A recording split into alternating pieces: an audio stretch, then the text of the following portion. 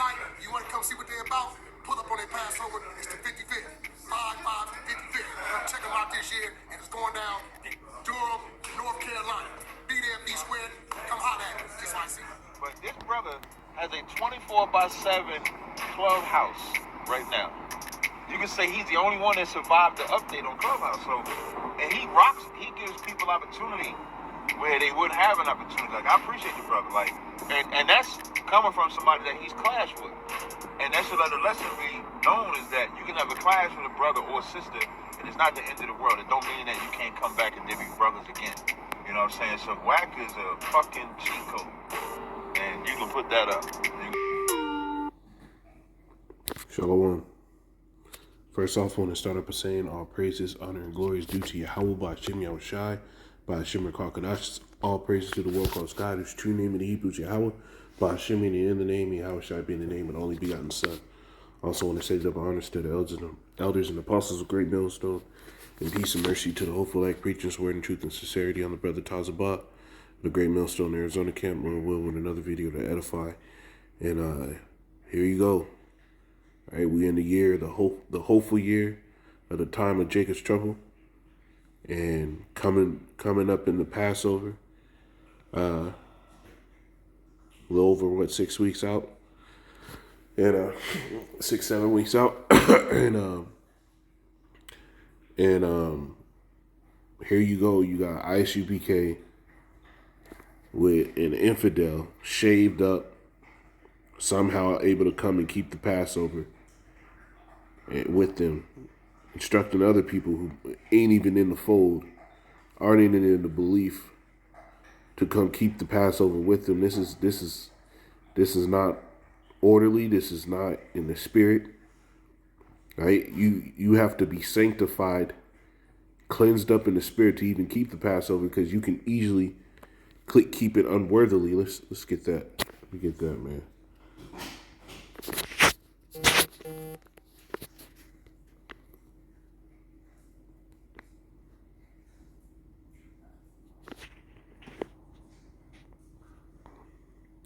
This is First Corinthians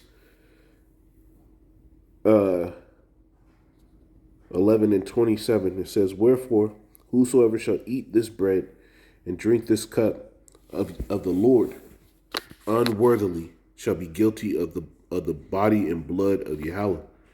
Right?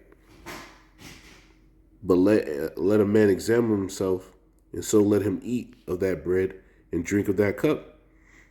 For he that eateth and drinketh unworthily eateth and drinketh damnation to himself, not discerning the Lord's body. Right? So this isn't just anybody can come event. It's not a damn lamb dinner. The Passover is a very serious time, man. The Lord died. He was crucified, led through the streets, beaten by fucking heathen, spat on by his own people. Right, even right before the Passover happened, right? He was holding the service. He went out to in the Garden of Gethsemane, and he prayed to the Heavenly Father. And the scriptures write it as he sweat as it wore great drops of blood. So he was under so much stress that his sweat was mingled in with blood, just coming out of his pores. That it wasn't no happy time just to act like this is something that you can take lightly, to just pull everybody in it. It's a very serious time, and it should be taken as such. But you got men that use this as an opportunity to gain followers instead of just using it as an opportunity to do what the Lord commanded. And that's going to get a lot of people messed up, especially them. This ain't the only time it's happened. They keep doing these things. They keep doing these things. They keep pushing forward this bullshit, and we at the end. The Lord is about to start putting out judgment on things like this. Right? You want to be settled on your leads. You want to push this BS. You want to act like you can just tie this truth in with the world, so much so that you get this nigga that promotes gang activity, that sit here and props up the things of the world. Well, you go into the scriptures, 2 Corinthians, the 6th chapter,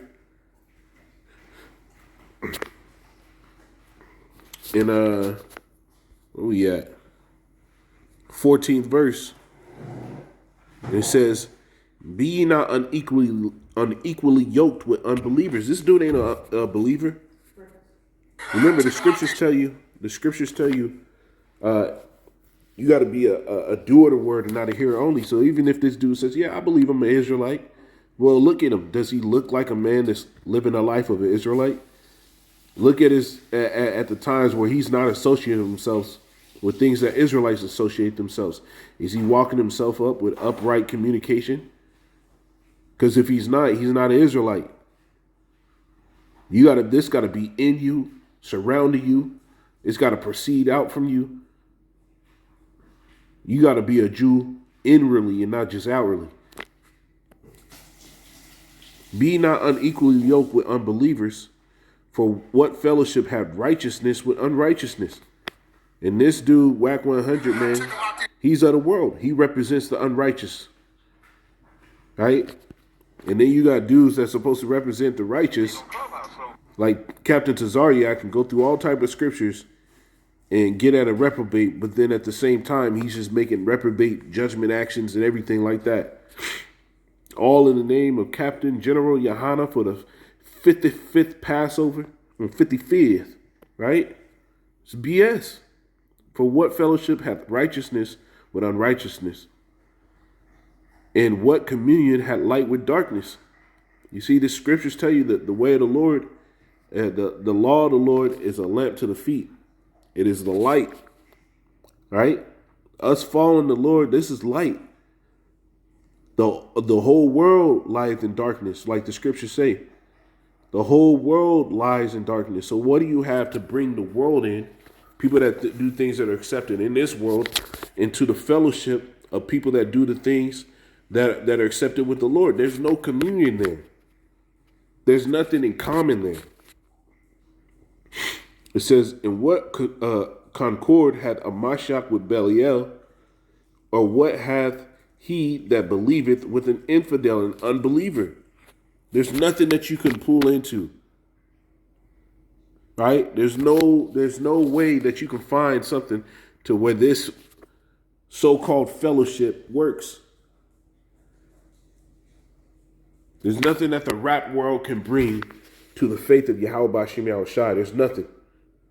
There's nothing that it can bring. So you pulling that in, hey, the Lord is going to sit here and get you, man. You're bringing in a whole, like, you go back in the Old Testament. Let me get it strange, and we'll go back to that 2 Corinthians.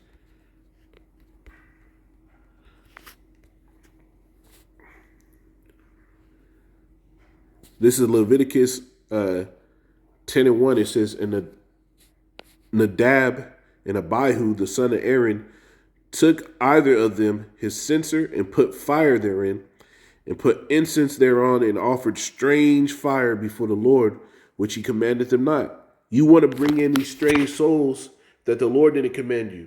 The Lord had a flame he wanted to be kindled with, but you bringing this whole strange spirit, right? And look what the Lord did to these men.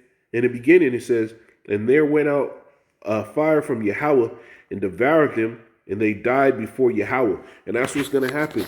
You want to bring these strange souls that have nothing to do with the Lord in this thing? Well, the Lord is going to judge you for it.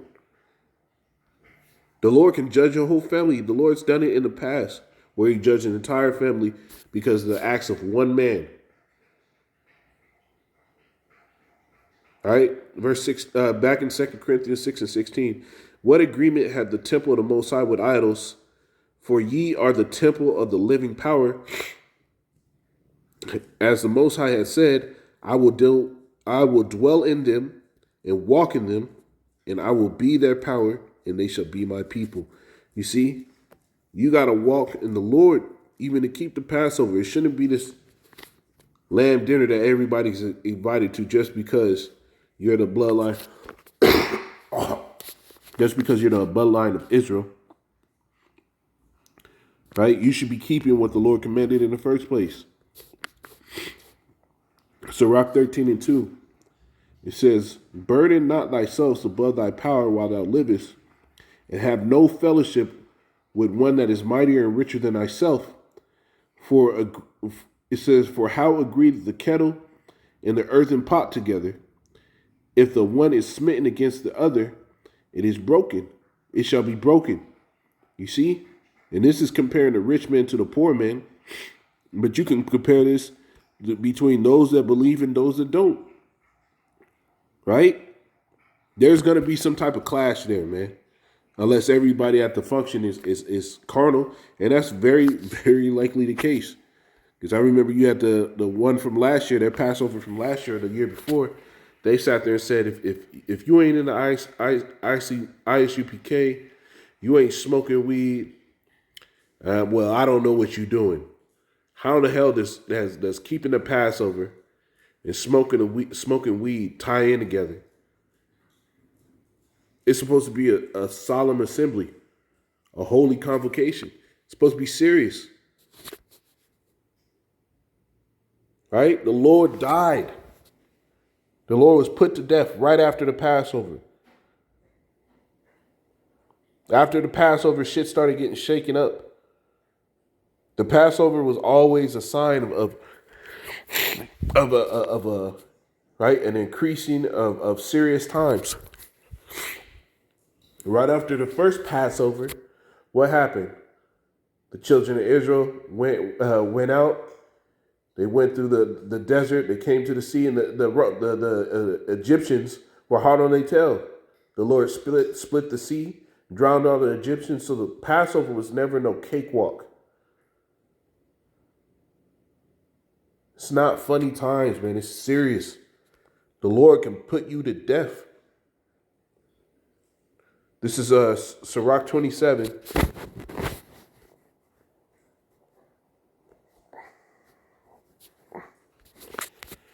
Sirach 27 and 9. It says, the birds will resort unto her like. So if birds come together on the like, you're going to see a bunch of pigeons with a bunch of pigeons. A bunch of sparrows with a bunch of sparrows. You see vultures with vultures. You don't see vultures just hanging out with eagles. Right? So everybody's going to resort into their like. So if somehow this stuff keeps happening where ISUPK keeps getting put along together with niggas that are in the world, well, now you're seeing what like they are. So will truth return unto them that practice in her. It says, I'm going to jump down to verse 12. It says, if thou be among the indiscreet, and when you look at that word indiscreet, it's right here. This is the etymology of it. It says indiscreet, imprudent, not discreet, lacking good judgment. Opposite of, it says discerning carefully, distinguish. Right? So this is what it means. Indiscreet, somebody who lacks good judgment. And niggas in the world lack good judgment. How the hell is this dude making as much money as he's making? He's still around hood niggas. And then you're going to bring him into your Passover and act like it's, and give him all the praise. Like, oh yeah, he's a cheat code. The cheat code for what? Money in this world? The love of money is the beginning of all evil, right? The love of money.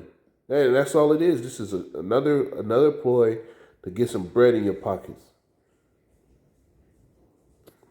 And we coming down to the time where that mindset, the Lord is going to start hitting people with judgment for that mindset. You're not going to be able to sit here and play the part of you're oh so holy while you have an ulterior motive just to make some bread. Right? You can't serve the Most High and Mammon. So this is where we at. And this is what people are doing. And the judgment that's going to come off of it is going to be 100% justified. Shalom.